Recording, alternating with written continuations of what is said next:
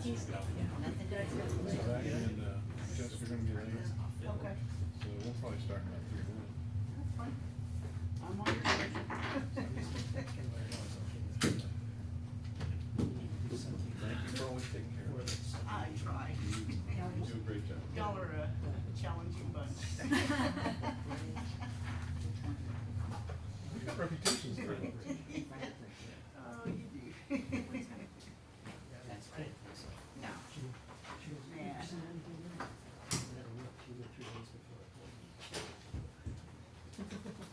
True, true. She's like, yeah. Kiosks. Fix those kiosks.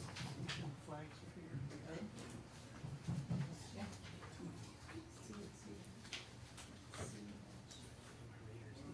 Are y'all cool in that? Are y'all cool in that? I think so. They're not pink. I think so.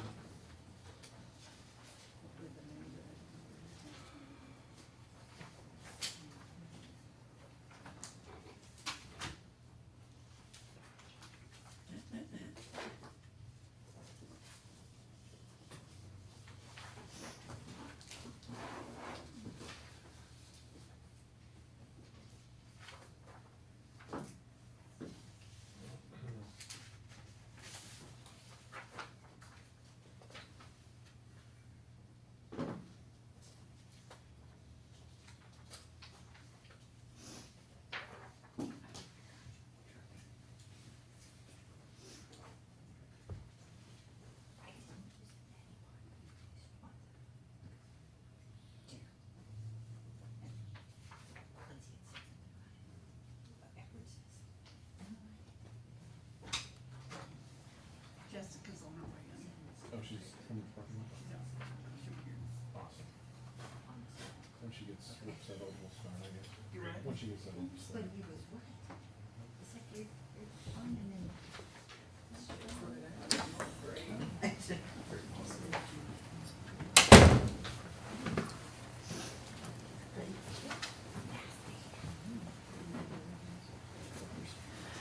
Good evening.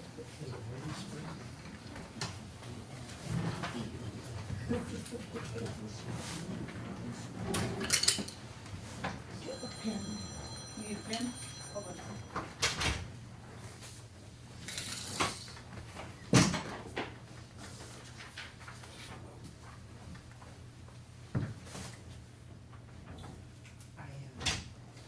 Can you pass that down to her, please?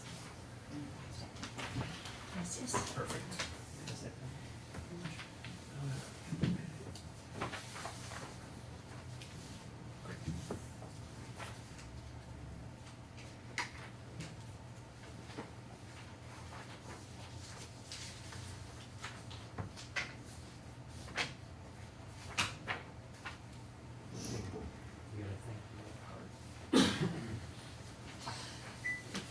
All right, everybody ready? This was a crappy day till she. Ready? Is the mic on? Yes. Hold on. Okay. All right, the time is 6:01. This meeting of the Fernbluff Municipal Utility District Board of Directors has come to order. Roll call of directors, all directors are now present. And this week we have Veterans Day, where we honor all of our veterans who have served and are serving. Want to give kudos to Colonel Timer and to Suzanne here, who are both veterans. And I know our attorney Zach is also, and to everyone else out there who has served in our armed forces. We appreciate you. And in that mode, Colonel Timer, would you like to lead us in the Pledge of Allegiance, please?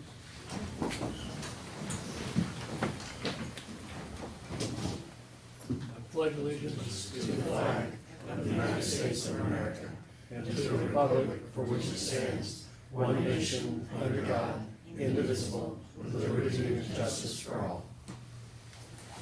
Thank you, Director Timer.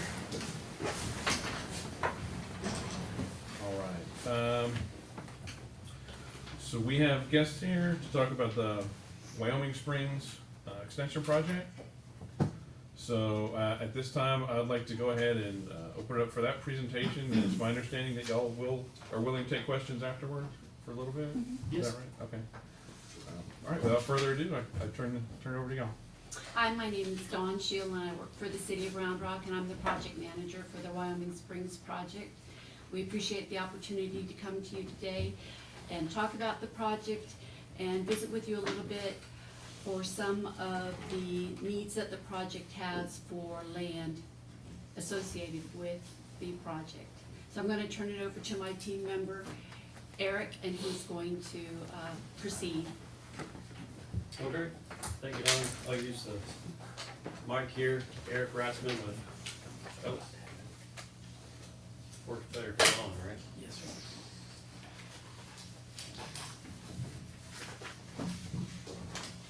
Thank you, Hector. Board, I printed these out for you. I'm Eric Ratzman with project manager for a half engineering firm, consulting firm hired by the city for the design of the Wyoming Springs Extension Project. And we've been coordinating with Fernbluff MUD, with Jamie and her staff, very, very early in the project schematic development, starting back in the summer of 2020. And before you on this board, and I think everybody's got a copy of it, is the land that will be needed for the project. But I wanted to kind of give you the history here of how we got to that point. Much of the right-of-way was long ago dedicated and preserved for the extension of Wyoming Springs to connect this gap in the arterial system that's in the city's transportation plan. And it was solely the 120-foot width of right-of-way. It didn't account for drainage. There's quite a big drainage crossing here, culvert crossing.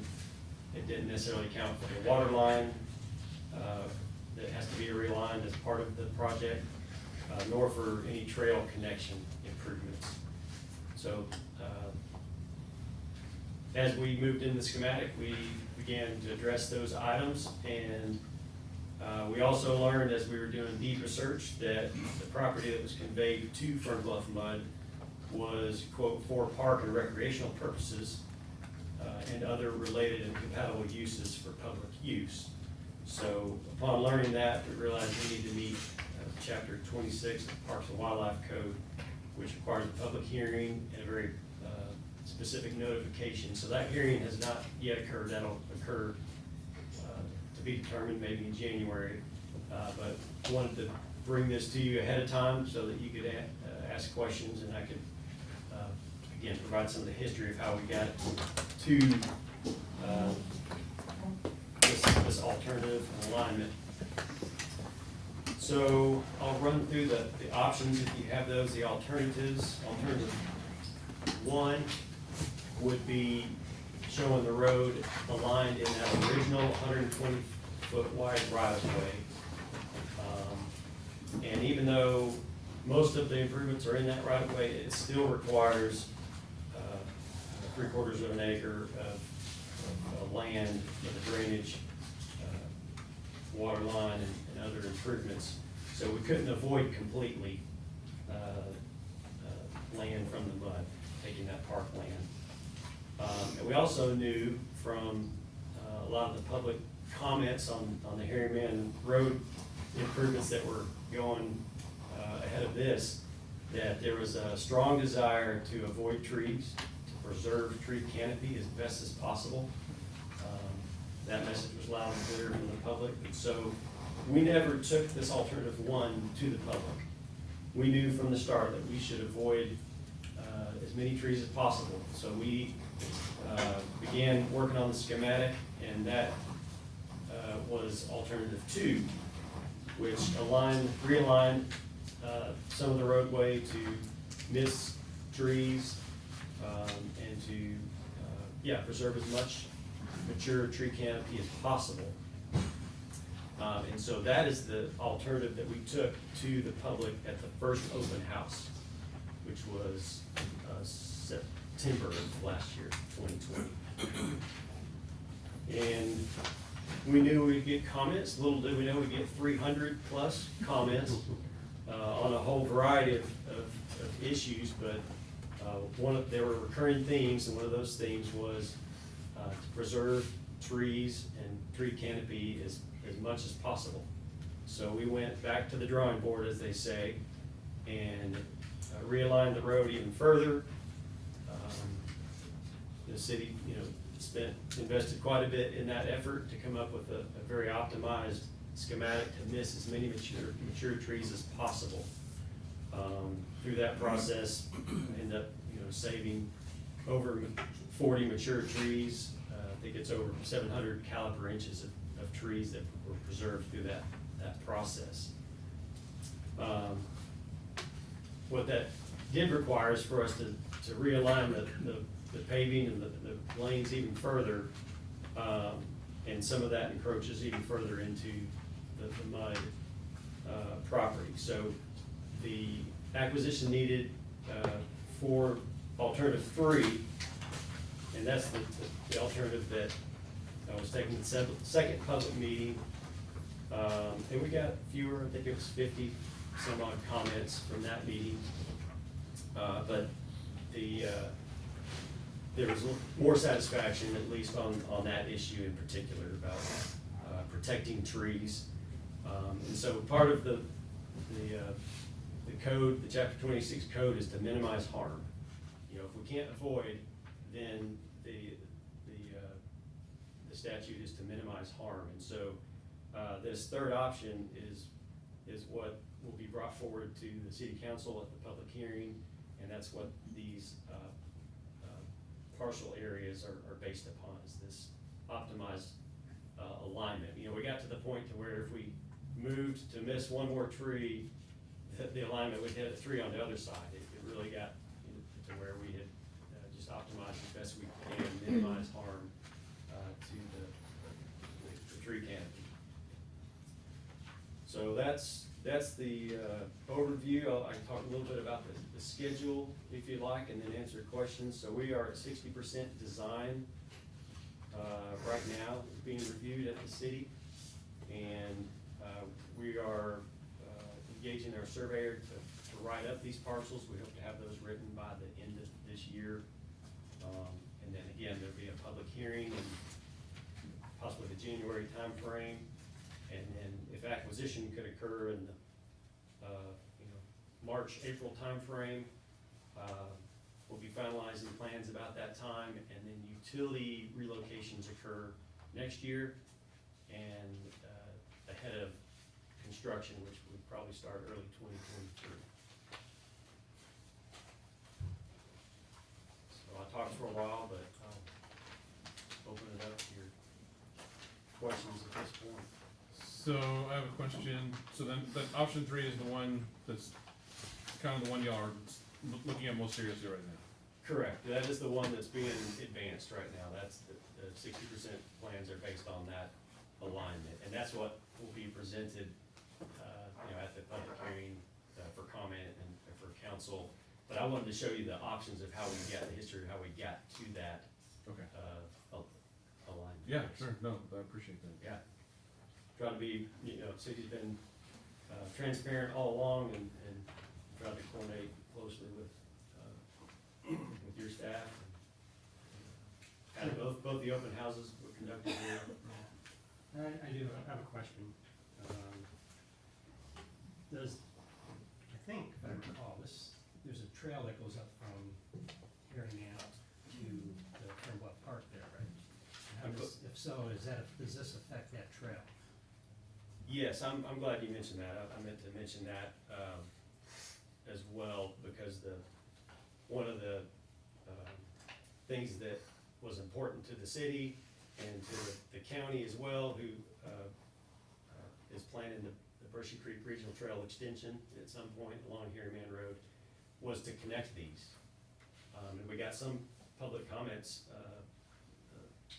in the affirmative that was a good thing, that people would like to see. So this alignment does have a trail connection from the roadway up at the higher level down to the Brushy Creek Regional Trail down at Harry Man Road. Now, we've proposed that as an easement there, and we need to work out the maintenance of that, of that trail. So the trail will be impacted, will be moved over, or will is it as it is? Cause I've ridden the trail a few times. Okay, yeah, so at the end of the concrete trail, it goes to a path through the woods. Mhm. And so that path will be left alone. That was too steep and, not compliant for ADA or bicycles, safe. So this will be a new concrete path that extends closer to the roadway and then connects down to the bottom there at the Brushy Creek Regional Trail. Heading towards the bridge, I take the new bridge. Yeah, kind of parallel to the bridge, and the bridge will stay high, and the trail will come down at a safe slope to connect. So, yeah, for the brave bikers, they can still go through the trees, I guess, but the rest of us will take the safe path. That is the trail that goes up through the butterfly garden, right, that we're talking about. Yeah, it's not connected now. No, No, this is just this green space that's down here, and then they will connect, yeah. Okay. Thank you. So if I'm looking at these diagrams right, this is gonna be a divided road, there's gonna be a median, Correct, and then is it 2 lanes each direction? correct. And then there'll be light here at Wyoming Springs and, Creek Bend, at Creek Bend, yes, and then the next light would be on Sandbass Road, that's correct. and there's no traffic signals in between. No traffic signals in between. There'll be a median break at Tenor Lane, which is that new street into Saul's Branch, but no signal. And then what's the proposed, speed limit on this road? It is, 45 mile an hour design speed is the typical city Oh. arterial design speed, so that's the anticipated. Design. Okay. What's the distance from here down to here again? The entire length between the signals, it's under a mile, it's 4,400 feet, something like 4,800 feet. By the time you get to 45, you're slowing down. Just like here. Okay. Are you getting any pushback on that proposed speed limit yet? We did have comments and people's concerns about, as the traffic goes, south, in front of the school there, and that, I believe, becomes county, and the city's committed to working with the county and the school district to, address any, further concerns there, outside of this project, but, yeah, there were some comments about, Okay. Speaking of the school district, so right there at the corner of Wyoming Springs and Brightwater, where everything is going to be centered right around Fernbluff, what kind of, because for a car coming down 45 miles an hour, if they're trying to hit that light, they're gonna barrel through whatever is there. And we've already had a major accident kind of in that area within the past couple of months. What kind of, is there gonna be pedestrian bridges built? What are we gonna do for the pedestrians trying to get their kids to school? and you're talking about the intersection with Creek Bend or further? Creek Bend, south? yes. Creek Bend Yeah. and Brightwater? Yeah, we're proposing, some enhanced, signage there at the intersection and, new striping, and there'll be, the signalization there. There'll be advanced warning signs, those kind of standard measures for an intersection. This will be probably one of the biggest hazards this brings into this area, because when Creek Bend was built at 45, when it hits this intersection, it's right in the middle of Stone Canyon neighborhood. And so those people assume 45 is the minimum number to drive. And we have serious issues with the school crossings on Brightwater and on Wyoming Springs. And this is gonna exacerbate it. I mean, if that section of Wyoming Springs is 45, and the expectation is these people are gonna immediately slow down to 40, that's not gonna happen. We advocated for a 40-mile-per-hour speed limit on Creek Bend. This district did, our neighborhoods did, we pushed hard for it, and they said they couldn't do it because it is an arterial. I personally would like to see our district request that both roadways become 40 miles an hour as they're coming into this district. It's impossible. It's just, Stone Canyon neighborhood is split right there at Brightwater, and can just tell you from personal experience, the crossing guard that's on Brightwater at Fernbluff Avenue, our staff go out there and try and help regulate and watch what's going on as people they're not stopping at the stop sign, they're driving way too fast.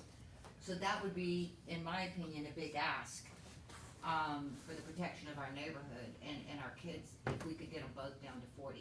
I understand that it's a divided, I understand, but I also know that allowances are made at times depending on the circumstances. And with them both dumping into this neighborhood with no buffer, I mean, there's, that intersection is the only buffer. Okay. Yeah, we'll take this back to the city and One of the accidents involved a pedestrian, and the Stone Canyon Monument has already been damaged from 3 times. traffic, a car blowing through this intersection to a tune of $11,000.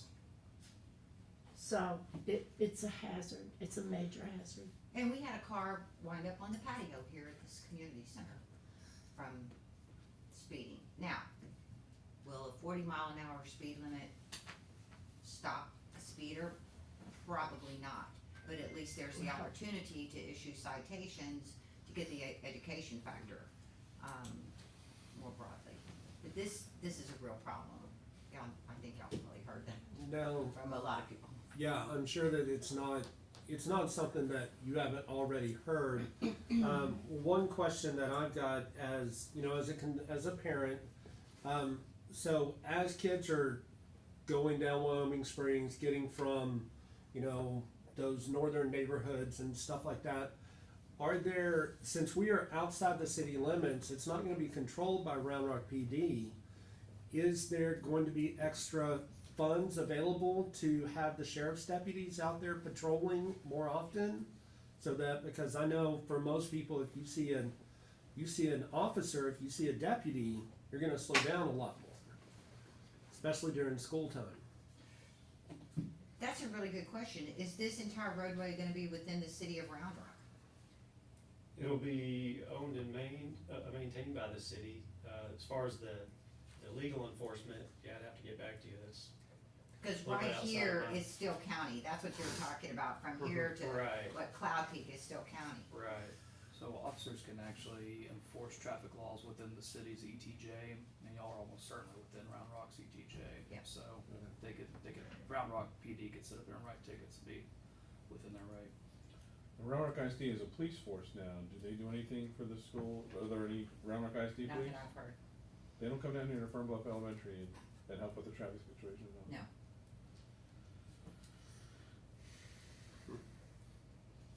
Williamson County Constable, Williamson County Sheriff's Department, they're the ones that do the traffic control out here. After we made special requests, Mm-hmm. Was any thought ever given, so at, Creek Bend and Wyoming Springs up here, when you build the extension, it's, that intersection, has there ever been any thought of making that a traffic circle versus a intersection controlled by lights? That wasn't contemplated. A couple things on that. I mean, good question.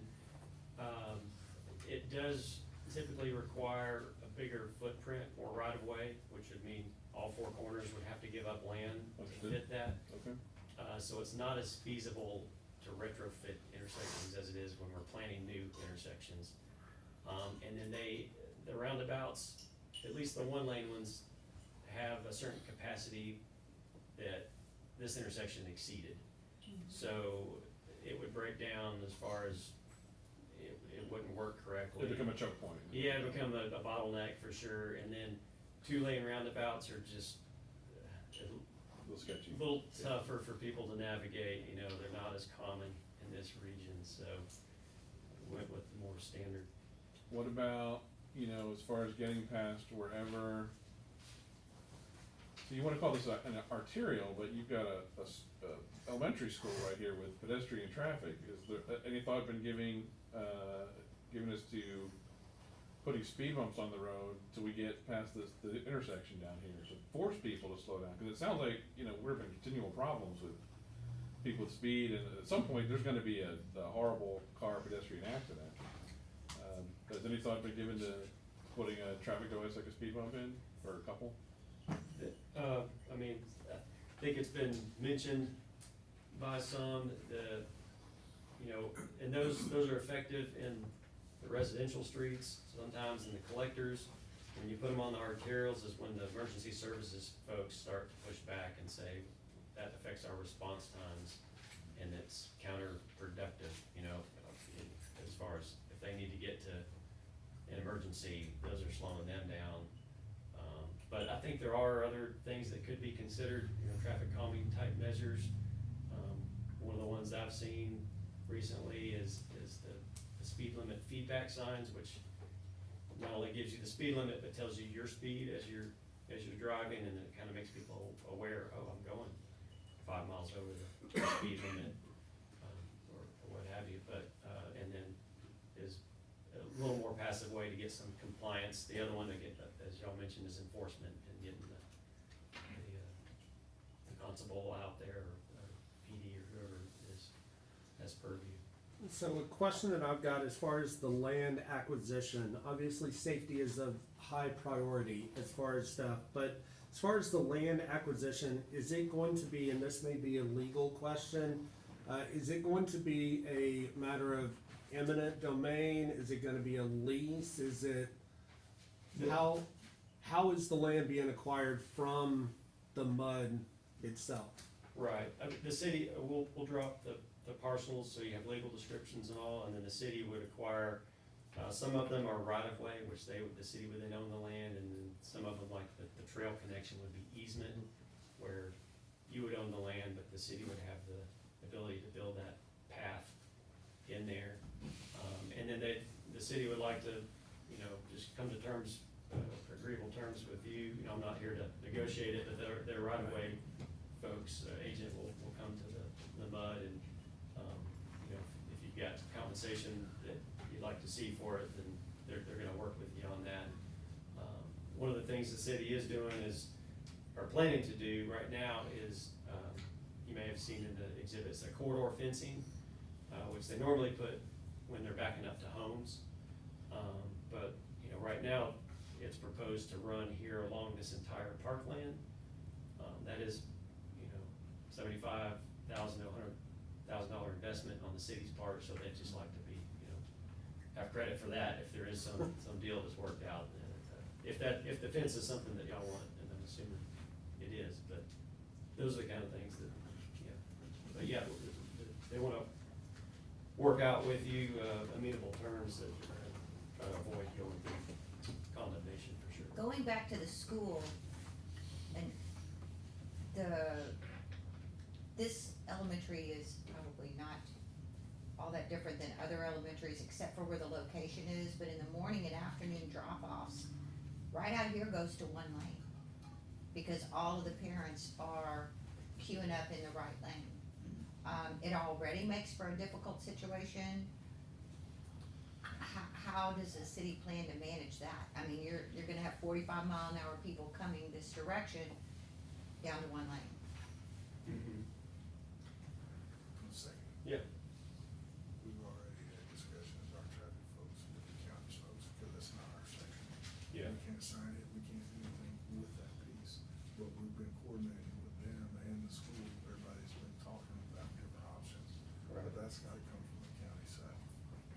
Yeah, he's, you know, saying that the county needs to lead that, the city's willing to work with the county, but that's their section of road, and they're responsible for the leading that effort, but we'd be I glad get to that, talk but to that's them. kind of the same thing our district was told about Creek Bend and Smyers Lane. I don't mean to be difficult here, but that was kind of a promise, not an agreement, but kind of a promise, that when Creek Bend came in, something would be done about Smyers Lane, and the city and the county would work that out. We've seen nothing. Smars Lane intersection Mhm. improvements. I can't even begin to say how many accidents happen there. It's horrible. And we've asked for a left turn lane into Walgreens, I mean, and we've basically gotten no response.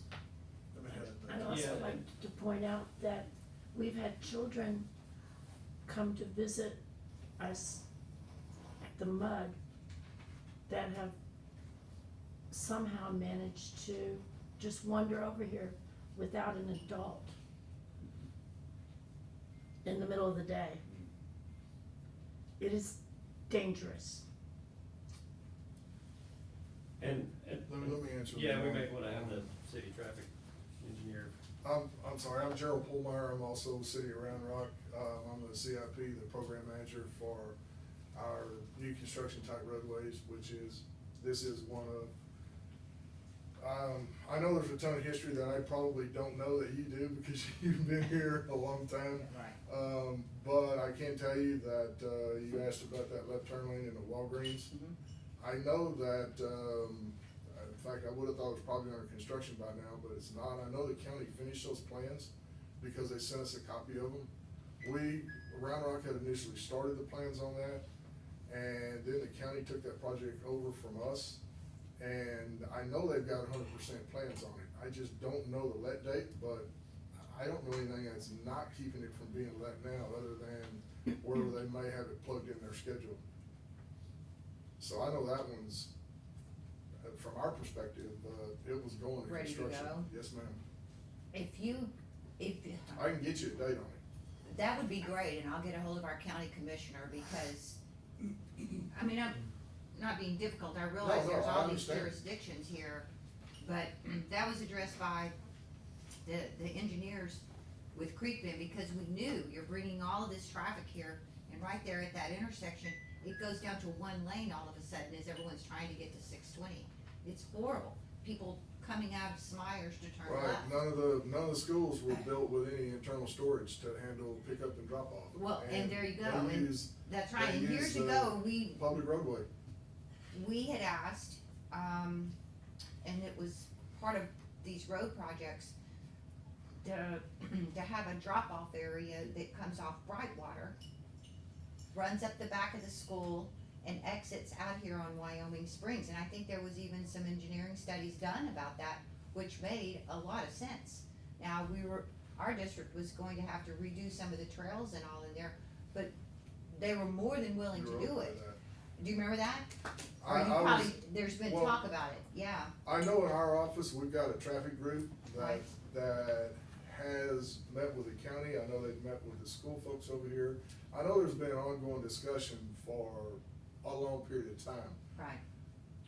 And I don't wanna sound like I'm pushing that off on somebody else, but the problem that we have from the city side is we can't go on a county facility and place signage there, change speed limits there, do any of that kind of stuff, because it's not our jurisdiction. And I know it sounds like I may just be pushing it off, but that'd be no different than me wanting to go out on 620 and change the state's speed limits over there. They don't let us do that either. So it's a kind of a mixed up deal over here, where you've got two different sets of folks you're working with, and we all try to play in the same sandbox. And Oh, I get that, and but we don't 620, disagree that. that's a good point that you brought that up, because 620 is a state road, yet the county added lanes on it. The county So I chose- do know that jurisdictions do cross over, and they do kind of work a little bit here and a little bit there. We share money all the time between agencies, yes. There you We go, sure do. and I think that's all our district has been asking as a safety situation for our constituents, is that we don't have any power in this, but we have a need. You know, we're willing to, you know, discuss options, but to bring that to the back of this school that has no alternative, that they can't do drop-off and pick-up at the front of this school for all the kids that go there. It has to be taken into account, you know? Is there a particular, and I'm probably the wrong guy to ask the question, because like I said, it's a different part of our office that handles those existing conditions like that, but does the school district have a preference, a plan? How do they want to handle their students? They have experts on their staff as well. Maybe we could ask for all of the traffic experts to get into one room. Yeah. The city, the county, and the school.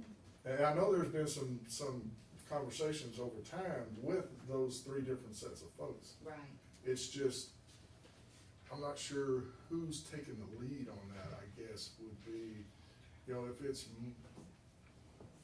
I guess if it were me, I would think the school would have lead, and then we would get invited to the meetings to talk, bring engineers if we need to, talk about different solutions. I think that's been done to an extent. I just don't think anyone's ever said, this is the one that we like and this is the one we wanna try to implement.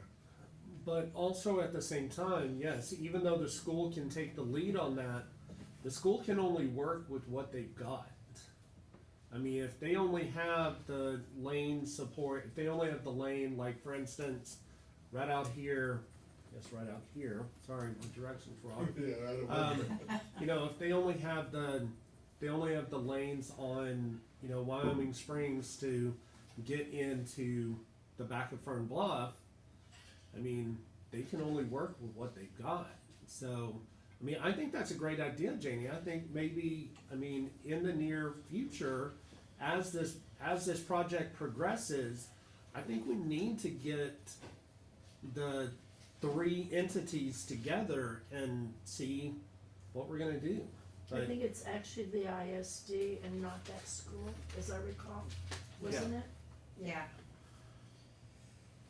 So. Gerald, you and I could just try to get them all in a room. That would be fabulous. They can come here and meet. Mm-hmm.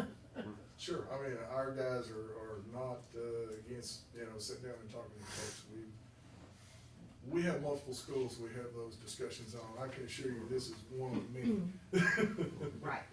We have learned a whole lot over the years. When new schools are built now, one of the things that we push for very hard from the city side is some storage for their pickup and drop off on site. Yeah. Because stacking them on an arterial or a collector or somewhere like that is not good for anybody. It's not good for the folks that have to pick their kid up, and it's not good for the rest of the people that are just trying to get from point A to point B. That's completely right. Now, is One, it, I'm sorry, so because you're the traffic engineer, right? I'm not a traffic engineer. You are not. We have people in our office Okay. that are traffic engineers. So, but you work with the traffic people. I do. Okay, They work in so the same building. considering the safety factors that we've been talking about, is it possible, even though the road is set up for a 40-mile-an-hour road or 45-mile-an-hour, whatever it's gonna be designed as, is it possible that as Wyoming Springs is getting closer to Creek Bend, is it possible to set up the speed limit where it changes down to 30 or 35, kind of like Creek Bend does, going the other way as they're getting closer to the elementary schools going north? Do we have an hour? Here's the rub with speed limits, okay, and this is gonna be the very condensed version. And I hate getting into it because it always takes time, but in Texas, speed limits are set by the 85th percentile. I don't know if y'all have ever heard this story or not, but this is it's a state law deal. It comes from TxDOT, but it applies to the state, the county, the city, whoever's applying a speed limit to a roadway.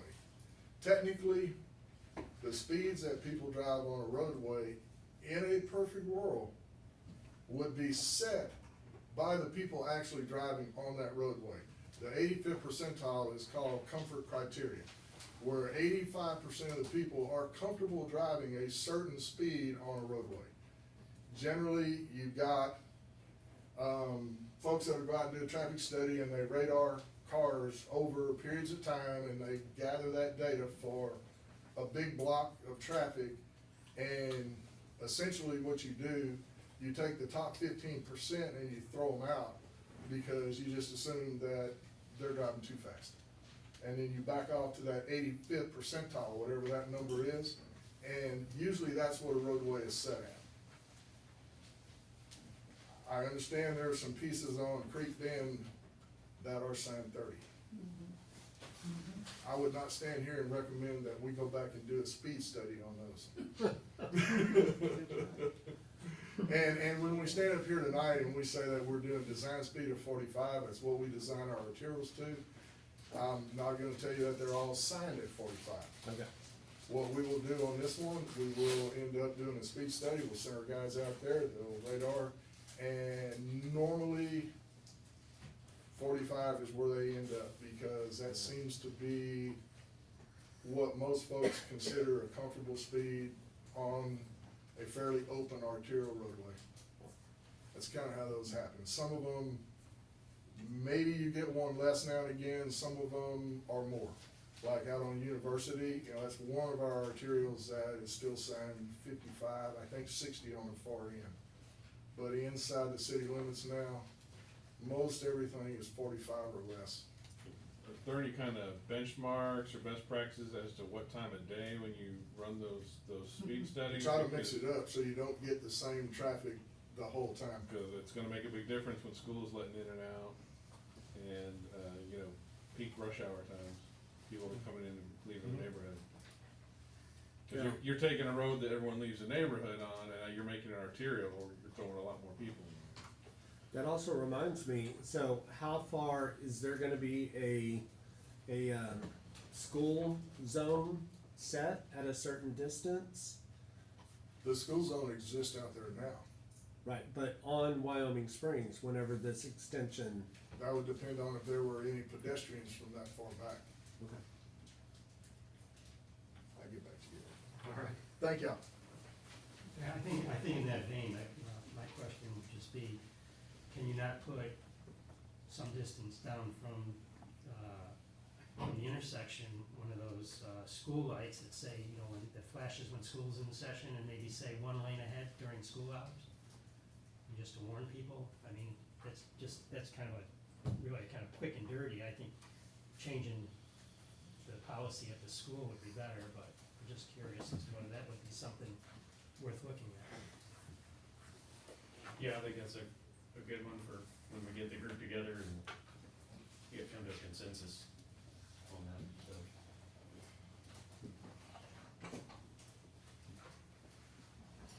Any other questions from the board?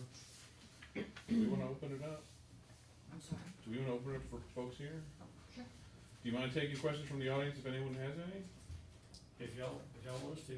Okay, let's do that. If anyone, in the audience wants to, raise your hand. There you go. Mr. Robinson, please go first. Yeah, my name's Lonnie Robinson, and this question is more for Dawn.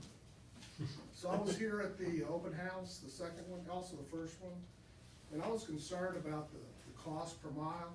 This little section is pretty expensive in comparison to other roads in your plan. And I had asked about rerunning the model, the traffic model, and I was wondering if that ever got done. We were not able to locate that data from when the traffic models were done for the transportation master plan. I did look into, trying to locate those, and we were unable to locate those. So, So the model doesn't exist, or, I guess I'm not understanding what you're telling me. well, there was a transportation model that was put together, and they did studies, and that was what was published in the master transportation plan. And unfortunately, I was unable to find the backup for that information. So the board, looking at the parameters or the performance standards that come back, they're a part of that report that was published. If you look at them real close and you can make some guesses, you can almost look at like, this piece of road really isn't even needed for right here.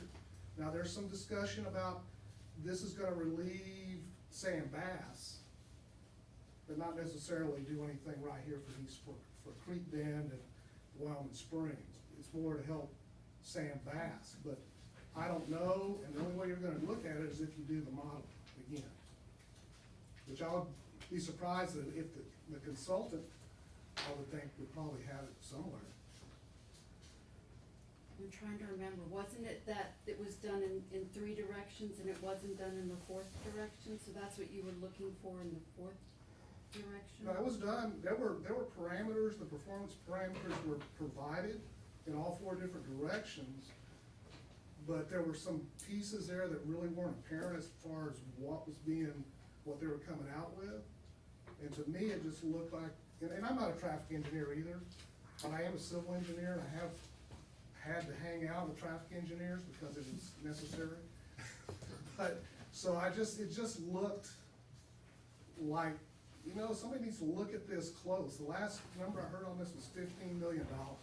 Is that still a good number, or? It's closer to a $20 million project. Okay, so that, But, yeah, and I think that the report you're talking about is from the city's transportation master plan done. So correct, it's correct, updated every that's it. 5 to 7 years, and That's it. that's before we were on board, but they do that, and they come up with, here's our arterial system that Right. we need to build out. It's the backbone of the, what everything else connects to. And so, there were some, comments about, well, just don't build it, and, let the other roads take the traffic. And, it doesn't stop the traffic from coming and the people Yeah, from I get building that, houses, yeah. and so it's kinda like asking, well, you have 10 fingers, do you really need all 10? Can't you do without one of your fingers? And, well, okay, I probably can, but I really need all my fingers to operate the way I'd like to. And that's, I think that's where the city is, moving forward with the project as part of their plan. Is it red yet, and as far as congestion on, the Well, yeah, streets surrounding it, not as bad as Yeah. 620 was, but it's coming this so way. one of the So it's things I part looked of the at, let's system. just look at going south. So you go south, you got 2 lanes going south, right? And in the model, it's still showing green. It's still whatever that parameter is, it's still in that good to go. And then I bring in 4, so I'm bringing in 4 lanes south into 2, and those numbers are still good. So what if I just took out 2 of those lanes, had 2 coming down south from over here north of the creek, and 2 going south of the creek? Those numbers in the model show it's still okay. Talking about reducing the lanes somewhere? No, we're reducing it by taking that project out. Yeah, it doesn't, long-term, it doesn't fulfill the city's need for that network and And the connectivity. model didn't say that, and I'm not convinced of that. Yeah, again, that was prior to my involvement. And I know, I That's think I the talked to you plan. also. Yeah, we met at those, Had a mask on. all right. Yeah. So can I just say one Yeah. last thing? So Jamie, one of the things, I think it's still the law, that whoever's in charge of this, whether it's the county commissioners or the city, they can actually go and vote to reset that speed limit. The engineers don't have a whole lot of what they can do. But whoever's the council or the county commissioners, they can vote on that, if the law hadn't changed. And that, you I think are correct to a point, but this is such a weird land ownership right here. Part county, part Yeah. city as it came in, and what you said, it's just all sort of kind of been there, and there's been this discussion, but Well, you are There's too correct many on entities. on the council or the commissioners voting on it, but what they actually vote on is an ordinance that you put behind the engineering study that determines the speed so that they can actually, so that the police department can write tickets that are Right. enforceable. right, They don't vote on picking a number, No, yeah. I No, believe it's- that, I think you're right, and I think it was that same type of thing that occurred up here in Creek Bend, with, where it Well- goes down to 30 miles an hour. we also did it here on Park Valley Drive with the 2 stop signs. Yeah, The one that's at the, as you come in, and then also the stop sign at the park. right, Because we were initially told, no, engineering says we don't need that. right. And I believe we went to the county commissioners, and they voted to go ahead and allow those stop signs to be placed. They're in front of the school. Yeah. I think you're right. Okay, we got some more to do. All right, any other questions from anyone else? I see 2 hands. I'll let y'all duke it out as we go past, Oh, it's past okay. first. I'm Barbara Walker, and I came to those open houses, and they told me that they had not completed the environmental study. Because I was asking, you got this big bridge at Creek Bend, you got another big bridge going up here on this new construction they're doing. You're talking putting another bridge over the creek? Two more. The two bridges on this project. Yeah, that's what I'm saying. You really, I mean, I agree with them completely. Yeah. They kept saying, it's part of the 20-year plan. Well, that's just a lot of environmental impact to that creek area. Yeah, and I can give you an update if you want on the Yeah. various components to it. We've participated in the county's regional habitat conservation plan, regarding the species that are protected under that. We have coordinated with the Texas Historical Commission and gotten their concurrence as far as artifacts and archaeological type things. We have had a pre-consultation meeting with the Corps of Engineers who oversees waters of the U.S., which these bridges can span. We'll be submitting to them this year and looking for their concurrence early next year, before we go. So you don't have. We don't have that final determination yet, so, yeah, that's probably the biggest outstanding things in the Corps, and the Corps coordinates with Fish and Wildlife. They were also in that pre-consultation discussion. So they've seen it, and we have, the permitting path forward, but they've got to review it and give the thumbs up. So that's in process. And then the last thing would be, it's on the Edwards Aquifer, so we will go to the TCEQ and get present a water pollution abatement plan to them, to treat their water quality running off this project so that it is, meets their requirements, for runoff into the aquifer. So those are the main things. Right? Well, I just like to see it. All right, did we have one other question out there? Yes, sir. Yes, my name is Farrell Walker. Janie, you may know this. Has a study been done, a pedestrian study, to have any sense at all of how many students and parents are coming to the school in the morning and the afternoons? I don't know what the school has done. It's difficult to get a lot of information out from the school. When we asked this several years ago, kind of the general answer was, it changes year to year, I agree with you, there needs to be like, can we just check this point in time? But I don't know that the schools either do that or are capable of doing that. I don't know, Carol. Well, I'm not so much concerned about the schools as the people who are building the roads that endanger all. I'm impressed by how many people walk to school every morning. For years, I went down that road at peak hours, and I know what goes on. I watch it sometimes, even now along Brightwater, that kids are riding bicycles or walking home in pretty great numbers. That's right, we're a busless community, there's no busing here at the elementary, other than special needs or whatever. So you're 100% right, there's a lot of walkers. Are the city road planners concerned with that at all? Oh, certainly, yeah. So what studies have you done in recent years? Well, Now that the community's built out, yeah.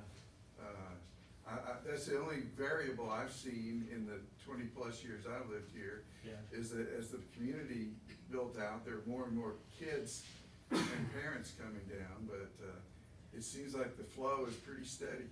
Yeah, and we can talk with the city traffic engineers and see what the latest is. I'm hired to do this one specific task, which is design of the Wyoming Springs extension.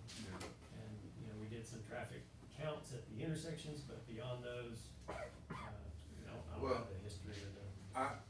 For what it's worth, as somebody who lives within 2 blocks of the school, I think it'd be very wise to make sure that that's studied in this one lane situation that Janie was referring to a few minutes ago. Study that so that you know how to handle it and the best way to handle it. And don't be married to the plan that no longer fits the situation. I mean, who cares if the plan was done 20 years ago? I've been hearing this for 20 years. Things have changed a great deal. And I don't believe you can close your eyes and be married to a plan that no longer fits the public that they're designed to serve. Yeah, I don't think the city's closing their eyes. I think they're recognizing that. Well, if they haven't But they're studied this growing. situation, this one lane thing, they don't know what's going on. Well, it's the Now, one that may lane- be beyond their scope, I don't know. But somebody's got to make sure it's dealt with, or it's gonna be a larger mess than it is now. And a very, as this gentleman was saying earlier, it's a very expensive span of road that I don't know how it's gonna ever, the traffic on it will ever justify what you're spending on it. Especially, you know, that we've got all the roads in place that are there right now. But don't compound the issue by not studying the pedestrian traffic and Wyoming Springs here by the school. Because it's just a constant problem. And it's gotten no better over the years. It's not gonna get worse than it is right now. But if it's not been studied, it'd just be a huge mistake. Very expensive one, potentially. All right, anybody else? All right, Dawn, Eric, I thank you very much for your presentation this evening and sharing with us the three options y'all have looked at and the current one going forward. Certainly, yeah, and there'll be a follow-up, formal letter to the MUD regarding the land that's needed, but wanted to have this opportunity for you to answer, ask questions. One more thing, when y'all do your open house that's required, or your, was it your chapter The hearing, 26 meeting? public Yeah. hearing. Is that one hearing, and where would that be held at? It would likely be prior to a council meeting, is my understanding, and it would Okay. be, It'd be in front of the council? it'd be in front of the council. Okay. Yeah. Can I ask a quick question? So you're asking the MUD to contribute the MUD's parkland, right? My following, right? Well- For essentially the city's road project, right? I mean, the city would accept a donation. I don't think they're expecting a donation. So if Okay. there's some compensation and Well- again, the right-of-way agent will contact your. Well, I'm not even to trying to get discuss to compensation issues. I just wanna make sure I'm understanding the city's line of thinking here, because the way I read Parks and Rec code, it's the MUD's responsibility to hold that public hearing and to go through that public hearing process. So are y'all saying the city is going to do that for MUD's purposes? Yeah, the city is the entity, acquiring or taking the land, so they are gonna lead on the public But- hearing and notify you as well as the public of this change in use. I agree that y'all would be the ones using the land, but it's the MUD's property to convey in the first place. And so, I'm not trying to make you play lawyer. So maybe it's a conversation I need to have with the city's attorney to make sure that we're on the same sheet of music, but Sure. And we is have, that how it's gone, how y'all have handled it with other districts? I'm just asking questions, I'm not trying to attack you at all. yeah, and we'll definitely confirm that, but we have had a discussion with the city's attorney on this and. Okay. But yeah, We might I'm glad have you brought a it up. difference of We'll- opinion of that, so Okay, I'll well- probably get with Charlie and see, Okay, make sure we're on the same sheet of music there. Okay, thank you very Alright, much, I sure. appreciate that. thank you. Thank you, Thank you. much appreciated. Certainly. Thank you.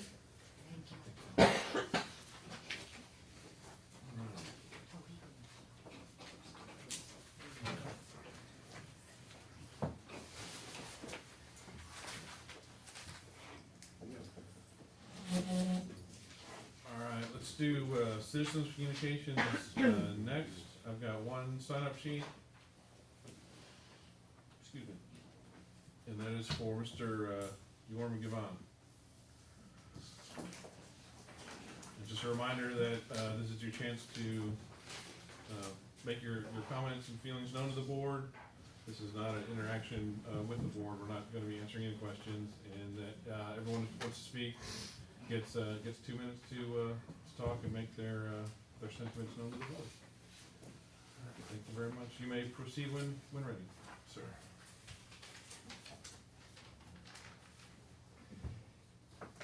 So, I'm here today, not only as your constituent, but also as your neighbor, as your fellow human being. And I want to remind you that the actions you take have consequences. Sometimes those consequences hurt people. You all know my situation. You know that my father is ill, on his deathbed. And during this stressful time, when I can barely sleep, you send me letters about my window flower boxes. Again and again. Do you understand how much stress this is adding to my family? Are these window boxes that important to you? Really? I did everything you asked, George. I sent the plans weeks in advance. I sent pictures. I worked with Sage Management, which I have nothing against them. They're just doing their job. And they let you know for months and weeks about these things. Why can't you just approve them? Why can't you leave me alone to deal with my grief? Is it really that important?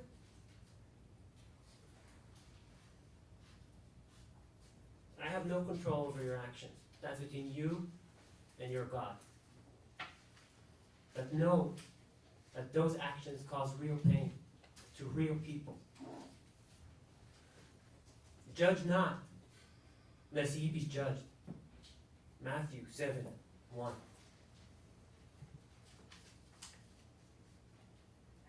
For this, thou shalt not commit adultery, thou shalt not kill, thou shalt not steal, thou shalt not bear false witness, thou shalt not covet. And if there be any other commandment, it is briefly comprehended in this saying, namely, love thy neighbor as you love thyself. Romans 13:19. Thank you. Thanks, sir. Do we have any other folks speaking tonight? No? All right, thank you very much. All right, agenda item number 5, items to be removed from the consent agenda.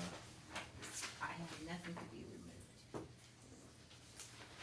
So I have a motion to approve the consent agenda. Motion to approve? Motion by Director Stemko, Second. second by Director Smith. All in favor? Consent agenda is passed.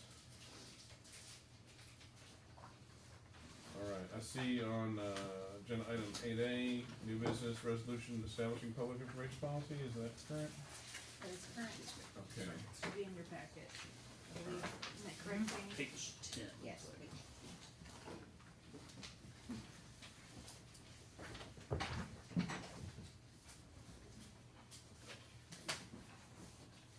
That was a whole hum read, I'll have to tell you. Invigorating at best, right? Is this anything new that we, or is this just an annual affirmation? Or what is it? This is a new policy. I think Zach was gonna go over with you. I think that was something he recommended at the last meeting. So, Mr. President, Directors, good evening. So this is a follow-up on the conversations we've had, I think last month specifically, about your public information policy. So the meat and potatoes behind this policy is to allow the district to keep tabs on the time your personnel and staff are spending, your consultants for that matter, are spending accumulating records in response to public information requests. I think I misled y'all last month whenever I was speaking to it being per topic. It's not, it's actually per personnel, per staffer.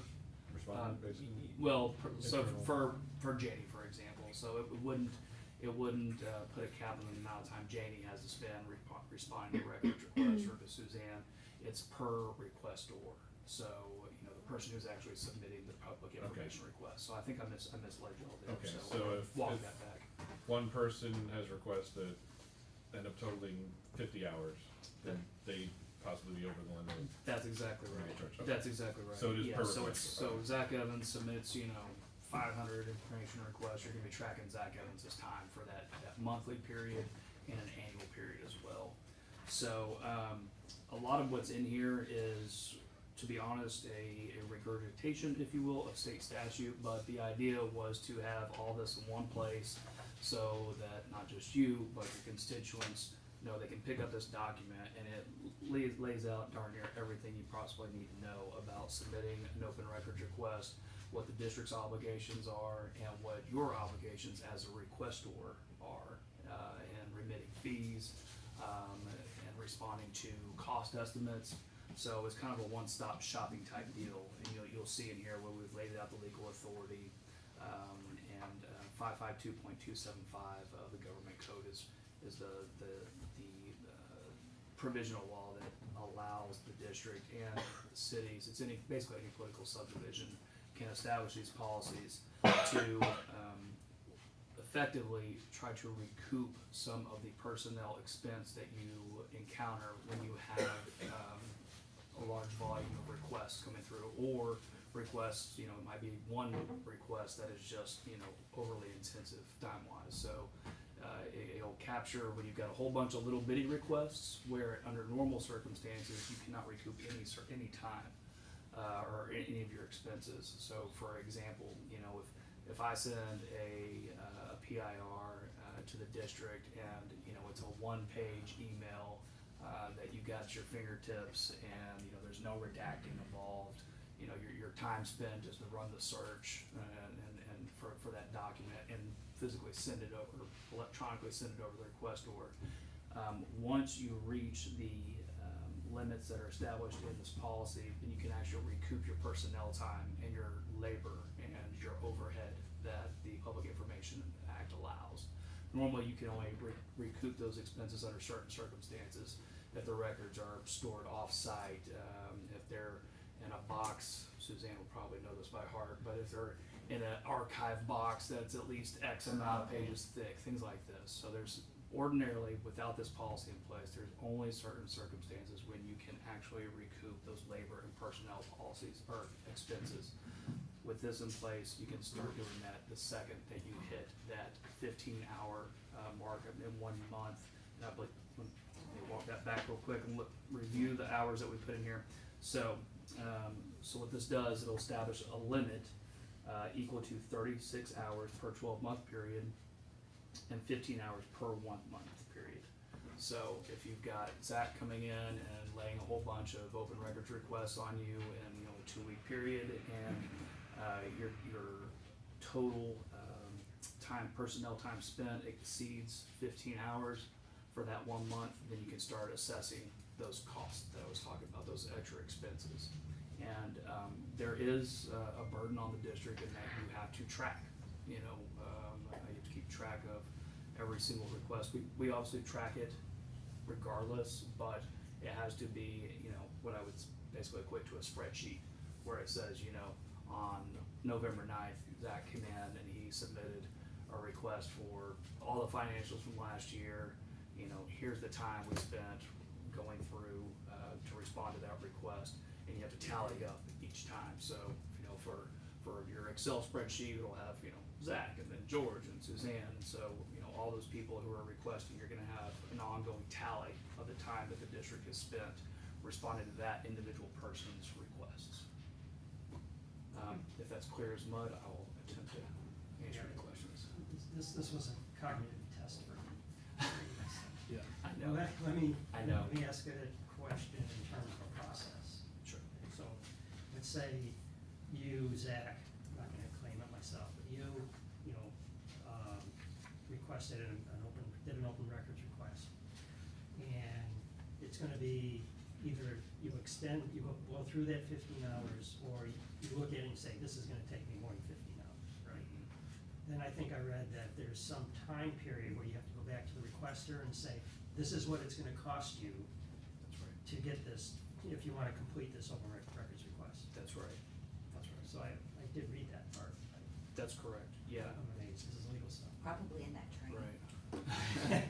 Yeah, and the big difference there, without the policy, you don't necessarily always have to provide that cost estimate, you know, but in this circumstance, we're gonna have to do that, so yeah, you're correct, Mark. So, and then if you go through, you know, you don't realize up front that it's gonna be more than 15 hours, but you get to that 15-hour mark and it said, oh, I gotta stop here, provide a request or an estimate for whatever's remaining, and then you have, what, 10 days to get that requester to approve it?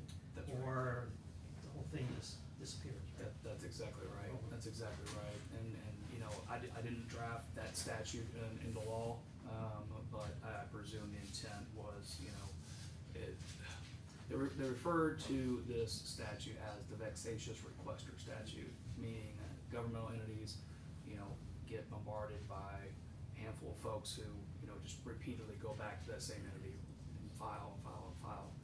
And so I presume the legislature's intent in adopting that 10-day rule was to, you know, once you've got 20 requests pending, it's unfair for the governmental entity to have to keep track of 20, you know, requests that are up in the air, and maybe they're responding to this one but not that one, and maybe they pay for this one or not that one. I don't really know what the intent was, but that's my best guess. So, but you're absolutely right. Under this, if they have not responded to that initial request and or paid the cost estimate, then you're exactly right. Within 10 days, it would be nullified. That's just another element that we'll have to track. in Yes, terms sir. of this whole- Yes, sir. And we already do that to begin with, really. I mean, the statute says that you have to reply, or the statute says is, outside of this policy, regardless for an open records request, you have to reply within 10 business days or a reasonable amount of time, depending on the circumstances. So sometimes reasonable amount of time may be way less, it may be way more. I've never seen the Attorney General come down and say, you know, your 9 days was unreasonable or your 15 days was unreasonable, so long as you are not attempting to withhold some information. You know, there's a hard and solid fast rule on submitting arguments to the Attorney General within 10 business days. If you're gonna do that, there's exceptions to the exception always. Yeah. Okay, so one more follow-up question. If I can remember it. Okay, so somebody here also talked about that the requester can request another 10 days? Do you know off the top of your head? Yeah, I was looking for it. We're looking, don't want And this. if you don't know for sure, Okay. I just remember seeing that, and maybe I'm confused, and maybe it's not the requester, but the MUD that has an extra 10 days if they decided that. Well, if we ask, if the request isn't clear, then we ask to clarify the request, Yeah. that starts the clock running. Yeah, I think, Mark, what you're maybe looking at, correct me if I'm wrong, so page 14 of your packet, or page 5 of 10 of the policy, you looking at subsection F by chance?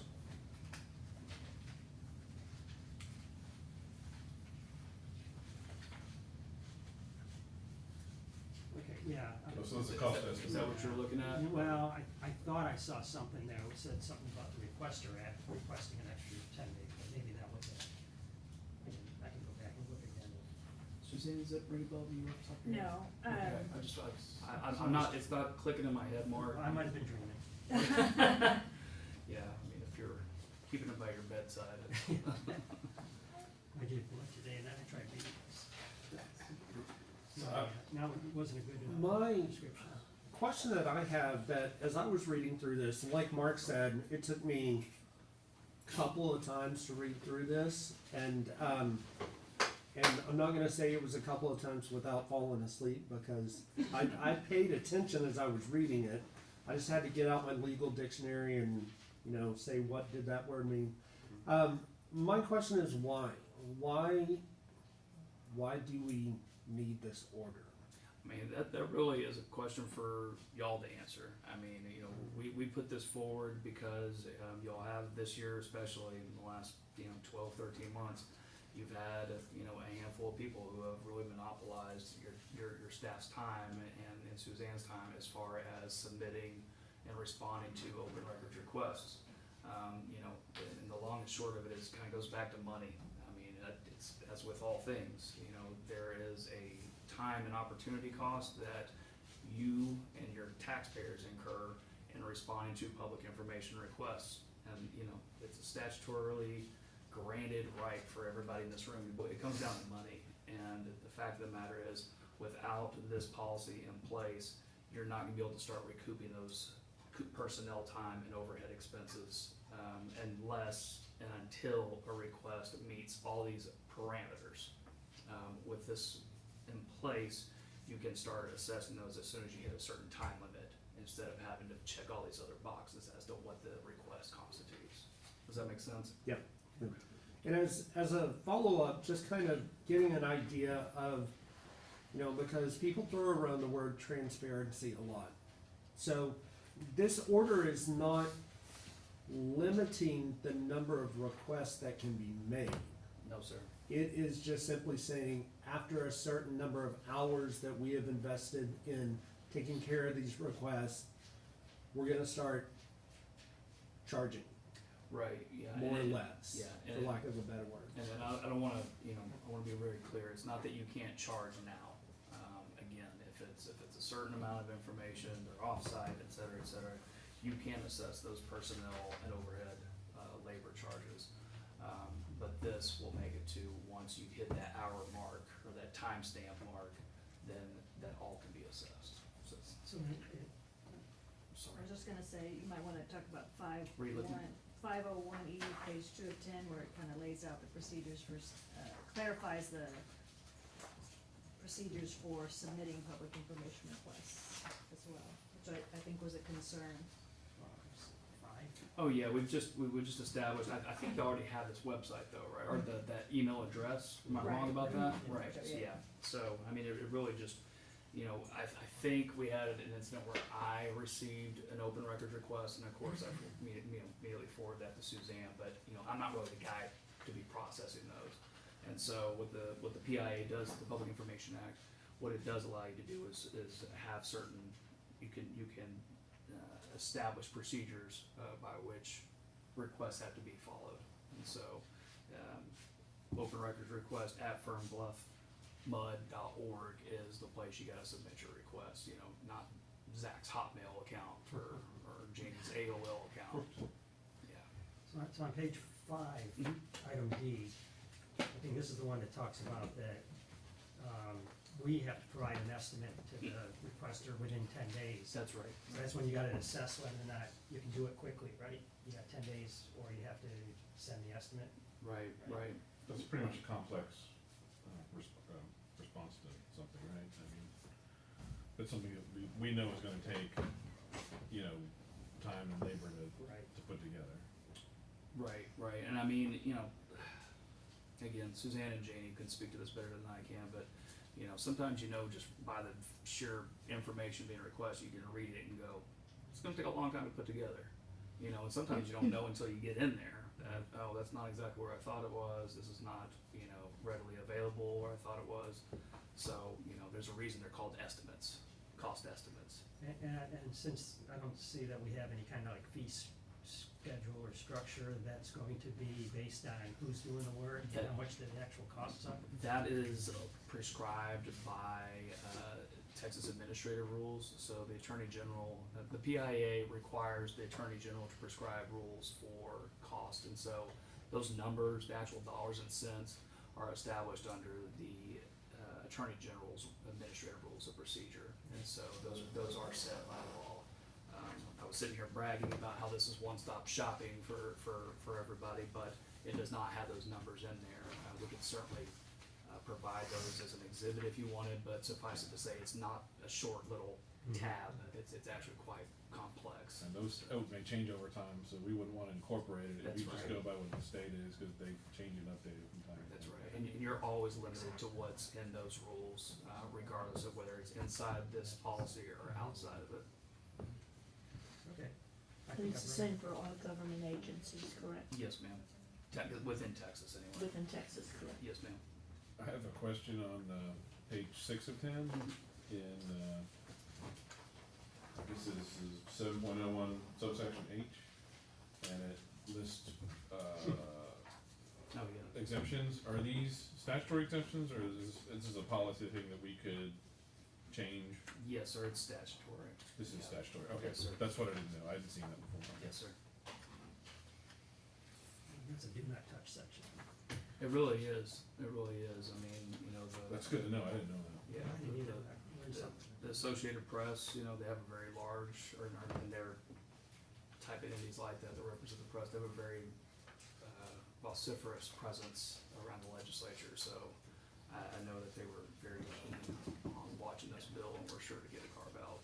So there's also a section on here that talks about, you know, some records have to be examined on site, right? There's rules around that too, which I thought was interesting, so if there's something that's one of a kind, rare, you know, whatever, you know, then the person would have to arrange Janie or somebody, or you folks to actually show up at a facility, and there's certain restrictions involved there too, so that was interesting as well. So, I mean, an example of sort of something like that, it may not apply to us, if we had a contract with somebody and parts of that contract were, you know, non-disclosable, you know, we can't make photocopies of it. So Right. someone could come in and inspect, But they can't copy. but they can't take photos on their phone, they can't get a photocopy of it, so that would be one example for why you would need, to have a document inspected rather than provide photocopies. Yeah, that's a good example.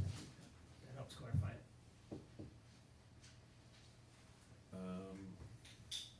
Any other questions? I will say, plenty of government agencies have policies like this, including school districts in the area. I know that for a fact, so, I'm glad you put this together for us. This is a lot more comprehensive than I anticipated, and, I think that's actually pretty good work. This is very nice. Any other questions or comments? My only comment is, I actually think this is a good idea, because as a taxpayer, you know, if somebody, I don't want somebody taking advantage of my tax dollars, going to Fernbluff for, you know, their own reasons. Right. I mean, I understand why they might do it, but they can share the cost if it's great. Yeah. That's just my opinion. And another thing I wanted to mention, you maybe remember it, you know, I know other government entities have done this, including school districts. Those other entities are a lot bigger than we are and have a lot more staff than we do. So, we get to a situation where we've got, you know, people who are frequent requesters and are requesting a lot of information, it's taking a lot of time. I know we've talked about, you know, do we need to hire additional personnel? We've kind of thrown that around before, so, again, this is where, like Zach said, you know, this allows us to recoup at least some of that money. So that, and it'll force us to keep track also, which is good, you know, how many hours we're spending doing this, cause that may, just keeping track of that stuff may help us justify, oh, we may need another person, cause, you know, we're actually getting tied up a lot more than we thought with staff time responding to requests, so. Again, I think this is all good stuff as far as I'm concerned. Are we, so I am sure that for cost's sake, so we are already keeping track of how many hours are being spent on open records, correct? No, We bill it under a separate matter number. right, I was just looking at the budget, and so, I mean, But that's for your time, I mean, do you track you and your do you staff track time for our responding? staff members? I don't track all of it unless I know that this is going to be You know, time and cost Extensive. estimate kind of thing? that's right, then I estimate the time, send it to Susan. This is gonna place a burden on you, to track this stuff more vigorously, is that That's not an issue. not an issue as far as you're? I mean, how much, you know, playing devil's advocate here, how much time are we spending on? I know that there have been considerable amounts in the past. I mean, are we still getting You the have same, 55 you've had 57 requests to date, year to date. year to date? Is that fiscal year or is that From January till since today. January, calendar year? Alright. Okay, thank you. She knew that number right at the top of her mind. Yep. I'm What? so impressed. My phone number is, no, I'm kidding. And you may say, well, 57 doesn't sound like a lot, but if these were complex requests, and let's say each one took 10 hours to respond to, I mean, that's a quarter time FTE over that. So, Is this something that we need to vote on, or is that going on the? If y'all wanna adopt it, you would have to, yes, sir. Okay, well, I'll take the plunge and make a motion to All right. adopt this particular. motion by Director Smith to adopt the proposed new public information policy. Do we have a second? I'll second it. Second by Director Barnes. Any other additional comments at this time? No? All right, all in favor? All right, motion passes 5-0. Information policy is adopted. And then, Janie, can we get this published up on the website? Sure. Is that Absolutely. something we can Yeah, turn around get it up relatively there, quickly? yeah. It has to be filed first, or is it, we can just do it? It's, now it's just a policy, Okay, Right. so just the So- signature.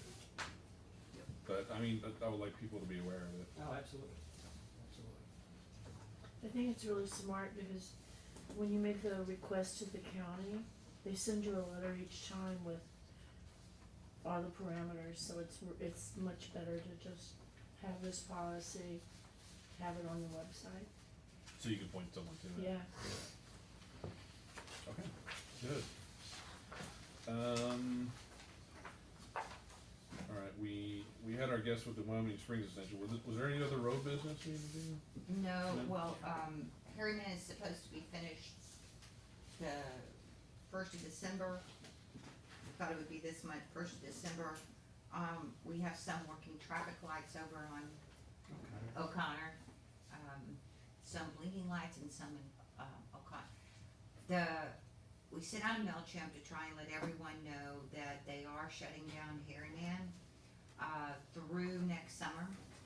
And consequently, the trail, down there. When we received the information, initially, it was they were closing the entire trail from Great Oaks to Sandbags. Then the county sent out some information and it looks like a short little area, kind of the way it was before. So there's been some confusion about what are they shutting down, as far as the trail goes. My expectation is, they're trying to limit the amount of the trail that will be shut down, but I think they're going to quickly find that they need to shut down the entire section, because there is a lot of work being done in that intersection, and it wasn't safe when Harriman, if y'all remember this, people were going around barricades, walking in the street, I mean, all kinds of things. So, we're just, letting the county take the lead on that, and then we'll just pass along the information as we get it. they do have the map Mhm. of the closing of the, on their website. They so- do. And they haven't changed it yet. And it's closed, not just towards Sand Bass, but they're in front of Brushy Creek Muds Park. They're at, Shirley McDonald Park too. That whole intersection has been cleared. They've already put in the driveway for the expected, underground parking, that's going to be underneath the bridge. So, yeah, it's happening. And if I you- just wanna mention that, I don't know if y'all noticed, but, they changed the precinct maps. They'll vote on it, or they'll certify it on Friday, but Commissioner Cook is no longer gonna be our our commissioner. So, in the middle of this very big project, we're changing commissioners. I know that all the commissioners are very capable, but it is a concern to me, and I do, Commissioner Cook has been very helpful with our needs, and I think that we're gonna have to watch carefully to make sure that we have that good relationship with our new commissioner. We'll be in 3, so Valerie Kobe will be our commissioner. It'll change the justice of the peace in our constable precincts as well. Mm-hmm.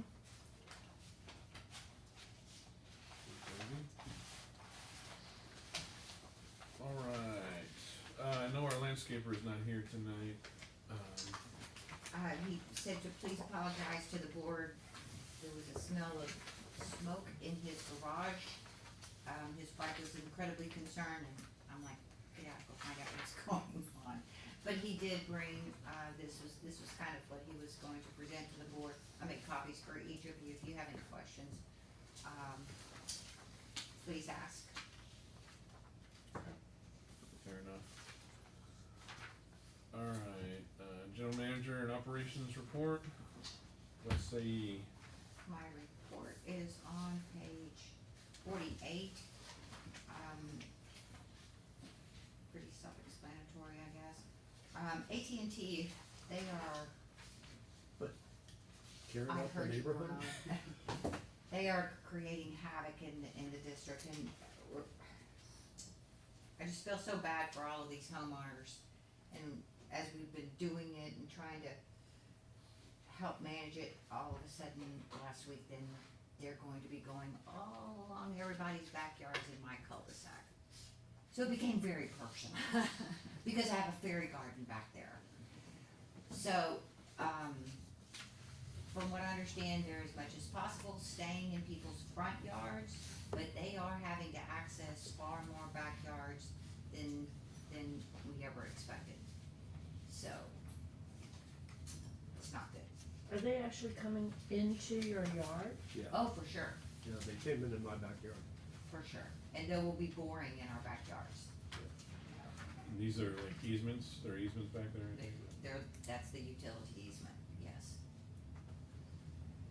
And that's why we tell people they can't do stuff within 5 feet of Don't the build fence. permanent sheds and stuff like that. That's to a T, Jessica. I'm going to, Joe's probably got some park stuff that he wants to do, but I just wanna explain this picture. Our legislature changed some of the, traffic rules, allowing golf carts and stuff to be driven on city streets with certain criteria, licensed driver, blah, blah, blah. We have now been noticing many of them, driving and picking up children at the elementary school. We're now having them all in our parks. We have in our park rules, no motorized vehicles. It tears up the crushed granite. They will drive all over the place if it's wet. We get these ruts in the parks. I frankly don't know what we're going to do about it. They're supposed to be, have a little license tag on them, but it's very hard, to see those. And it's a registration through Williamson County. I'm not even sure privacy laws would allow us to try and take that information and try to get that information from Williamson County. But I wanted the board to know, this is probably going to be, because then we're obviously gonna see dirt bikes. That's just how this goes with the public. I'm assuming the board does not want to change our park rules and allow motorized vehicles in our parks and trails. Okay, then we will do the best we can do to kind of ride herd on this, have conversations with residents. I do believe one of the golf carts that we've seen, they aren't a resident, they're in a neighboring neighborhood. So, that order that the board passed, will be very instrumental in, explaining that, we're asking you not to do this again, but if you do, you will be subject to a fine. So, that's all I have. Fair enough. Mr. Operator, you have anything, a water report? Just a little update. I spent the entire day today attending the emergency preparedness plan seminar. As you can imagine, that was a whole lot of fun. It's like, was that fun? Yeah, well, I stayed awake through the whole thing, so that wasn't bad. Plenty of good information. There's some filings that we had to do, which we did. Public Utility Commission, actually filing with our electrical providers to to gain critical load status. So, which critical load status, as I'm learning, it's like, yeah, it's a label on our account saying, yeah, they're important, so we might send them an email or a phone call, but doesn't necessarily guarantee that you're not gonna lose power. So, oh well, but yeah, I mean, our filing deadline for the plan is March of 2022, March 1st, 30th, somewhere around there. Our plan is to submit next week. Then we'll have until July of 2022 to implement the items in our plan. So nothing major. We are a purchased water system. We do have an elevated water tower. So part of the plan would be if we do get to a critical level in the tower and we have no inkling of when we might get power back to get water from Round Rock, then the plan would be to cut the water tower off and have that become a supply site for water, for drinking, for cooking, for essential needs, not so much irrigation or whatever. But I pray that never happens, that we never see that. You're making me think of snowpocalypse all over. And that's kind of what it would take. Round Rock has excellent personnel, excellent staff. During the Winter Storm Uri, they, in my opinion, they shined very brightly. Contrasting that with City of Austin, who just made the news that they weren't prepared. I'll just give City of Round Rock kudos. They were prepared, and we worked with them. We'll continue to work with them to help us keep our residents in water in times of emergency. So like I said, the plan is going. We're moving forward. We just plan to meet with Round Rock on Friday, just to kind of compare our plans, make sure that everything that we're doing coincides with what they're doing. And I don't anticipate having any problems with that. And hopefully, like I said, we'll file our plan well in advance of the deadline. And I don't want to go into the holidays with that little thing hanging over me. It's like, we got to do this like that. We'll just take care of it and get it done. And same thing goes for the emergency response plan, which is required by EPA. So we'll get those taken care of, get them off our plate, and then just start working on plan implementation. So Very good. Are they requiring us to buy generators? It's not a requirement, but part of the plan will include purchase of generators. Because we are a purchased water system and can hold about a day and a quarter, maybe a day and a half without enforcing major restrictions. Part of our plan would be to be able to monitor tower level, system pressures, if we have any water coming in or not. I mean, just keep our monitoring systems with power so we can check it out. It is part of our plan. So if you have to cut off Round Rock and use the tower, does that then still feed the pump over in Oak Brook? So that's just part of the cycle. Yeah, and the interesting thing is, because it's a different pressure zone, what'll happen if we lose power with PEC, then what happens is our backup will activate. And yes, Oak Brook will have pressure, definitely not anywhere close to what they're used to, but they will have a state minimum pressure. So we'll keep it in water. They'll keep it small. Keep it in water. Yeah. So that's the plan. Like before. Yeah. Yes, sir. But that's all I have, unless you have any questions for me. I don't. I'm glad you went to that thing today. Even though it didn't cure your sleep problems. I mean. So I ran into the guys putting a new antenna on the water meter in front of my house. Mhm. So I guess that's still part of the test. It's a totally different system, so we're just trialing. The previous system was cellular based. This one is more of a European technology. It's called LoRa, LoRaWAN. So we're trialing that out. Okay, so it's part of the trial, not Yes. just part of the testing out to Yes, sir. figure out which ones works best for the district. Yes, sir. Oh, I thought you just ran over your antenna bar. I've done it twice. Still seems to be working. Yeah. So far, so good. Very good. Budget committee, Director Barnes, do we have anything? I don't think so. The only question that I've got, for Jamie or Hector is, I was noticing in the budget that our purchase water amount was higher this month.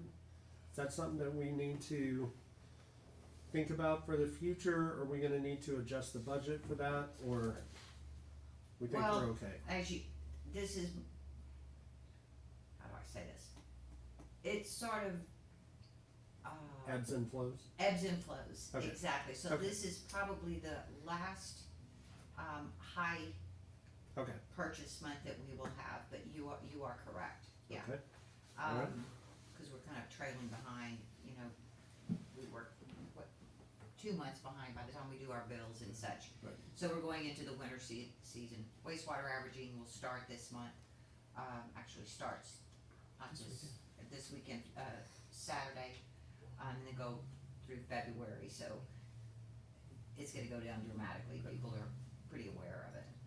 And, hopefully wastewater, we're gonna get 3 full months, hopefully, Well, of wastewater averaging. yeah, well, Right, so, but no, Last year we Director Sabatino, the budget looks good, everything looks good. General Manager, good job on your spending this month. It is definitely down, so. All right. Roads committee, I don't think we have anything additional there to cover. Do we need to go into executive session to discuss this? Oh, the road proposal? I don't know. I don't have anything to advise y'all on that, but Okay. I'll be happy to answer questions though, Okay. if you got these. Okay. Do you have questions? Cause I they, don't. they want, they either want us to donate land or. Or buy it, or they'll buy it from us, or Right. trade. So if Or you've got questions, we can go into executive session. it Well, I might be good, just my opinion, all this information came to you guys tonight. Kind of digest it, kind of come up with your questions, you know, that you have. Give us an opportunity to try to reach out with some of the issues that were brought out tonight, and then the board discuss, because I think a lot of information came through, obviously. Yeah, we learned a lot tonight. That's right, well, and, but I personally didn't know that, you know, they were, that March 22 date, I was like, whoa, 60%? Whoa, I mean, we had heard that, but I didn't know, you know, that they had picked an alternative 3 to take to council. I thought Lonnie's question was really good, and it's, I don't know if you noticed the coincidence. It's not the first time they haven't been able to provide us with the data of a study. Well, I will ask some questions, absolutely, I'm not sure why we don't have those. Thank you.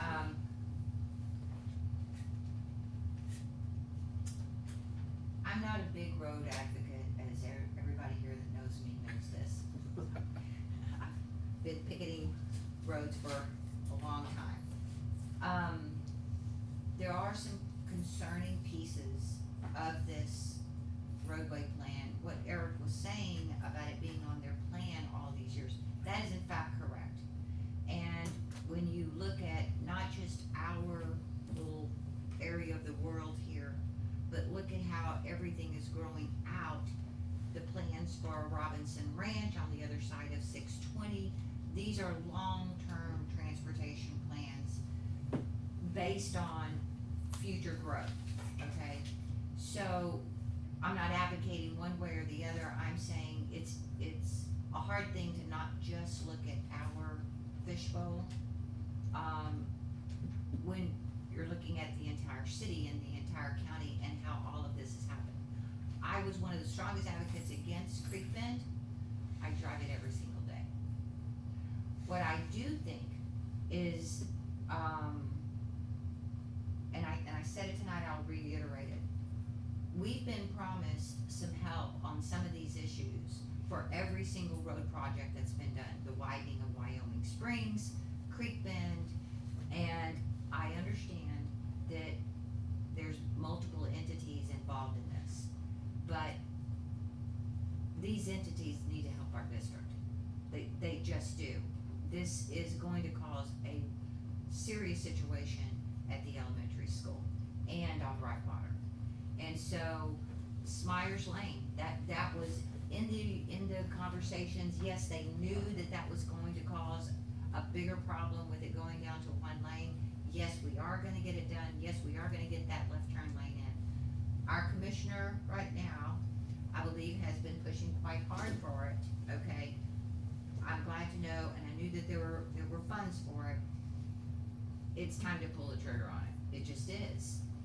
It's not getting any better, and once they start this, it's going to get even worse. Yeah, I'm really worried about a pedestrian incident. That's to me the biggest fear here, and it's not just Wyoming, it's Brightwater. You know, there's something needs to occur, and if it's speed limits, they're not going to do speed limits, let's be realistic, they're not going to do speed bumps, what did I say, limits, speed bumps on an arterial, okay?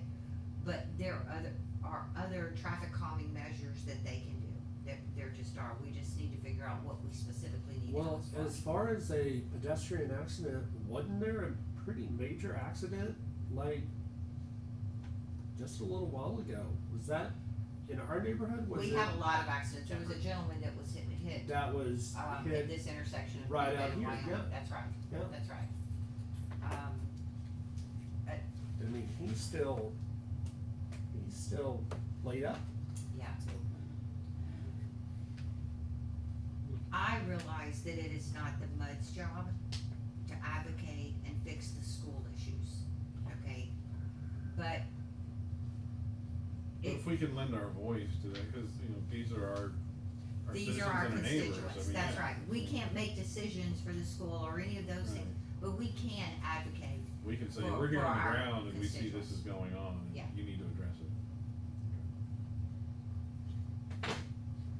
Alright, Parks and Recreation Committee, Joe's not here, I don't have anything to add, everything's been said. I gave you the picture. District Community Center Committee, We're all good, we're getting quite busy. Holidays are coming, pretty much fully open at this point. are we still at like 75% capacity or for rentals, or? We're not really limiting, people are limiting themselves. Oh. You know what I'm saying? But we've had some pretty big parties. Okay. It's those that feel comfortable. There you go. Alright, very good. Deed Restriction Committee, what do we have? We just put a specific address on there, Mr. President, just to make sure that when and if the board feels it necessary to go into executive session or to, take further action on it, we've got it specifically listed. So it's just there out of an abundance of caution. Okay. I don't think there's anything else to be done right now. I think Sage, I believe, sent a violation notice, a couple weeks ago, give or take. So now the ball's in the property owner's court. Okay. Anything to add? Do we wanna present, the ACC new guidelines? Y'all have those in front of you, I believe. What we discussed at the last meeting, we just kind of formalized it and made a change to the unsightly document.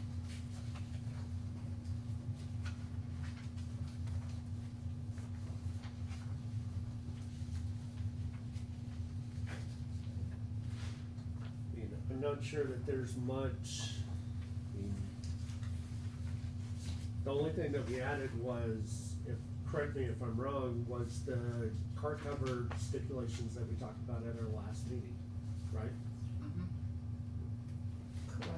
So was there any changed, anything adopted, we go, Matt?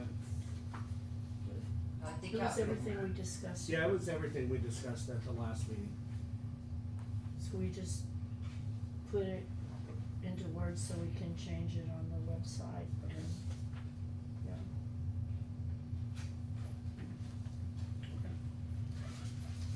I think we clarified a few things, like under toys, right? No, we really didn't That's the change same? anything, it's the same. Okay. It's we just just the added the car ACC covers. requirement for car covers, limitations, the wording that the board asked to be put on our unsightly document. I do have bad news. The Corvette that we thought was,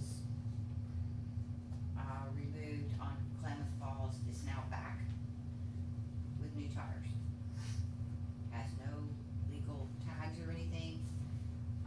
Is it in your driveway or on the road? It's in the driveway.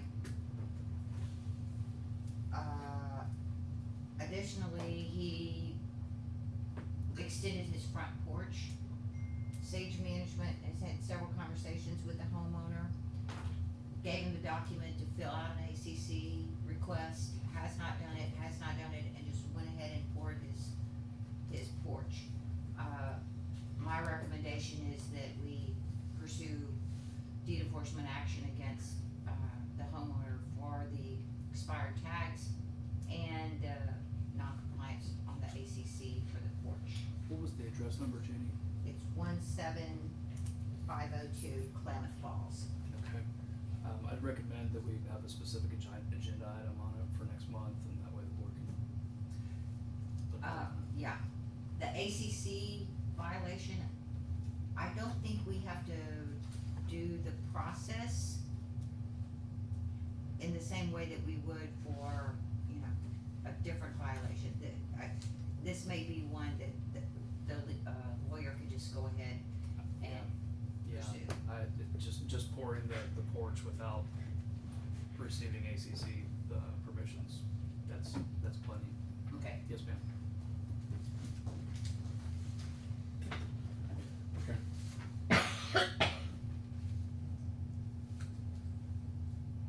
All right, anything else, deed restriction committee? That's good, with everything? Security committee, I don't have anything, Jane, do you have anything? Just based on our, security report, we had many more car break-ins in the last month. I do know that, and this was not on our, additional security, but Williamson County has been taking a bit more of a hard line on vehicles parked the wrong way on the streets in front of houses. And they started issuing citations for them. They were in our neighborhood, they've been in Brush Creek Mud, they're kinda doing it countywide. I think they used to do it in in our neighborhoods years ago, but there were a lot of them in our district. I just wanna reiterate, we don't ask them to do this, this was totally outside our contract and just something that the sheriff's department is doing, for traffic control. We've had multiple break-ins at our post box area also in Stone Canyon. Break-ins of cars, In the post boxes, the post boxes themselves? yes. Actually, two more things. Hopefully, we're gonna be launching the new website December 1, we're working towards that Yay. date, yeah. Postal boxes, we have a new resident, and she is 100% right. The postal box over on Columbia Falls, it's just been trashed. One of the doors doesn't open. I've sort of been banging my head up against the wall with the United States Postal Service. It feels a little bit like dealing with chip seal, if that gives you an idea of whose responsibility is this, you know what I'm saying? The post office has always maintained the postal boxes in our area. Last I heard that I could finally get a quasi answer, they're not doing it anymore. It is up to the HOAs to take care of it. And I'm like, well, now wait a minute. Y'all set the criteria, you know, our district, specifically Fernbluff neighborhood, we don't have an HOA. We don't have a mechanism to pay for that, and some of them are really bad. I'm not real sure what to do. They're not cheap. I mean, we have staff that can install them. It's just, it's gonna be a very big project. And I feel like it would be very unfair that because two of our neighborhoods have HOAs and it would come out of their HOA dues, that the district would only put new boxes in the Fernbluff neighborhood. That doesn't seem right. You know, our district is aging. Some Why of the is it right boxes- for an HOA to have to do it? That's the I post office 100% agree with you. I can't even tell you how many people, well, when I finally get them on the phone, it's like, are you crazy? Y'all retain the quote legality of them, yet you're putting the onus on, and it's not just here, this is across the country this is happening. So, I'm kind of caught now. We only have that one box that it's really bad. They can't even put parcels in that shared box because the door's been ripped off. It cannot be repaired again. It's just been destroyed. So, my plan is, we are going to go ahead and replace that one box. I'll keep banging my head up against a wall, but I'm just telling you, this is what the post office is saying, and they're just flat refusing to do it. I don't understand it. They just replaced ours about 6 months ago. They have to do a whole strip. That's because it was broken into. Oh. Hector refused to go break into all of the boxes in the neighborhood, so this is considered a maintenance issue. You understand what I'm saying? You can't prove Wow. that somebody break in and broke the door. I'm just telling you, this is what they're telling us. Insane. It's insane.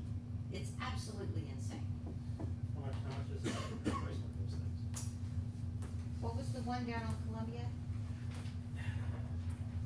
Couple few $1,000. Per box. Wow. About $1,700 per, 16 box units. GoFundMe page together. And then you have to coordinate with the postal service as to when it occurs. You have to make sure the locks, and they have this, it's terrible, and I've been dealing with this for months. That is awful. Yep. That's ridiculous. Right to Postmaster General. Or, just, whatever. If you know any of the members of the board, Petition to replace the boxes. there used to be one in Austin. I'm perfectly good with that. Maybe we do put together a petition of, we protest. Our argument is they have no funds. They don't have the funds. People are not using the mail like they used to because of email. They don't have the funds. Now, I know, you know that they're talking about sending this huge infusion of money through Congress, but they don't have the funds.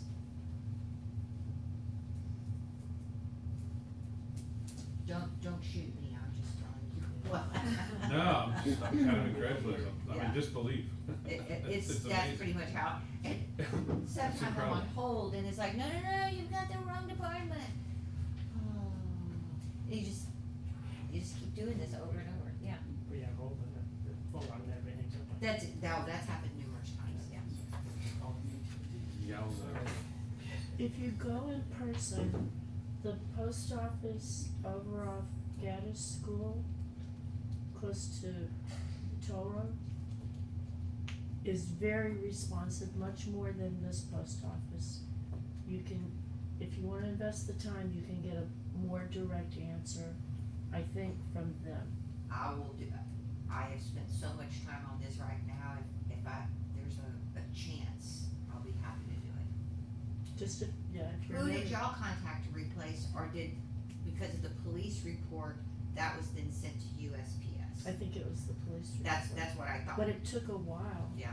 And my box was one of the boxes, and we had to drive to the post office to pick up the mail for quite a while. Yeah. Yeah, That's all the good news I have. Thank y'all very much. All right, communications committee, do we have anything? Just that the website will be live sometime in December. December first, new website? We're shooting for December first. We wanted to give our date certain. Yes, yes. And it is the butterfly garden stuff gonna be put in on day one? Is that part of the plan? Okay. Mhm. The pages are beautiful, absolutely beautiful. Good. Good. Do they have a test page that we can?